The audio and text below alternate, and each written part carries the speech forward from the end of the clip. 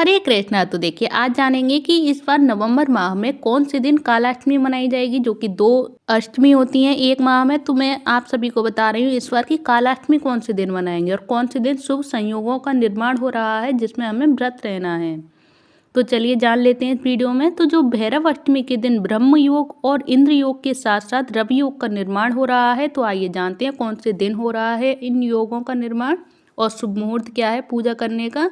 तो चलिए जान लेते हैं इस वीडियो में।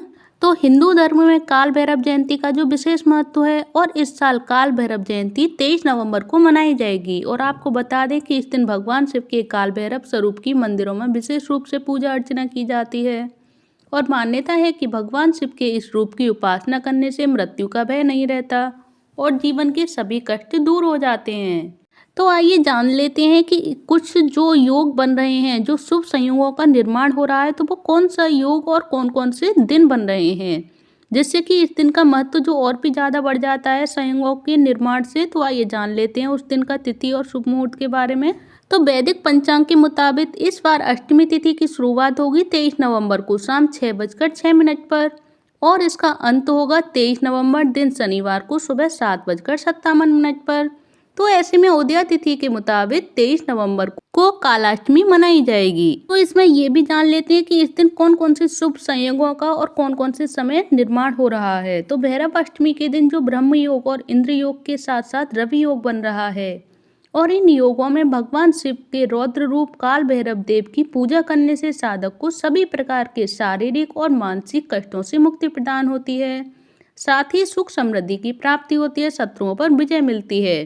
तो अब जान लेते हैं कि इस दिन हमें कौन कौन से ऐसे काम हैं जो हमें नहीं करने चाहिए और कौन कौन से काम हैं जो हमें करने चाहिए। तो सबसे पहले जान लेते हैं इस दिन हम कौन कौन से कार्य ऐसे हैं जो हमें नहीं करने चाहिए। तो काल भैरव जयंती के दिन व्यक्ति को झूठ बोलने से सबसे पहले बचना चाहिए, क्योंकि झूठ बोलने से उसके कष्ट और परेशानियां और भी ज़्यादा बढ़ जाती हैं। और गृहस्थ लोगों को इस दिन तामसिक पूजा करनी चाहिए और इस दिन कुत्ते, गाय और अन्य जानवरों के साथ हिंसक व्यवहार करने से भगवान काल भैरव रुष्ट हो जाते हैं, इसलिए किसी को सताना नहीं चाहिए, किसी भी जानवर को। और कहा जाता है कि काल भैरव की पूजा किसी का अहित करने के लिए नहीं करना चाहिए। ऐसा करने से काल भैरव भगवान रुष्ट हो जाते हैं और हमारी जो भी मनोकामना होती है वो भी हमारी पूर्ण नहीं होती। जिससे अगर भगवान रुष्ट हो जाएंगे तो हमारी कोई मनोकामना पूर्ण नहीं होती। तो मैं आप सभी से कहूँगी कि काल भैरव को प्रसन्न करें। जिस भगवान से हमारी जो हर मनोकामनाएं पूर्ण करते हैं, तो उनके लिए हमें जो ऐसे कार्य हैं कि जो हमें नहीं करने चाहिए, तो इन कार्यों को ना करें जिससे भगवान हमसे रुष्ट हो जाएं। तो आपको ये सारी जानकारी अगर अच्छी लगी हो और पता चल गया हो कि आप सभी को कि हम अष्टमी कब करें और किस दिन और कौन कौन से शुभ मुहूर्त में करें और जो शुभ संयोगों का निर्माण हो रहा है 23 नवंबर को, क्योंकि 23 नवंबर को नवमी युक्त अष्टमी भी है और इस दिन पूजा करने से माता रानी भी प्रसन्न होती हैं और भगवान भैरवनाथ भी प्रसन्न होते हैं। तो आपको ये जानकारी अगर अच्छी लगी हो तो प्लीज़ वीडियो को लाइक करें, चैनल को सब्सक्राइब करें। समय का ध्यान रखें कि हमें कौन से दिन और कौन से समय हमें पूजा विधि करनी है भगवान की। धन्यवाद। हरे कृष्णा। हरि बोल।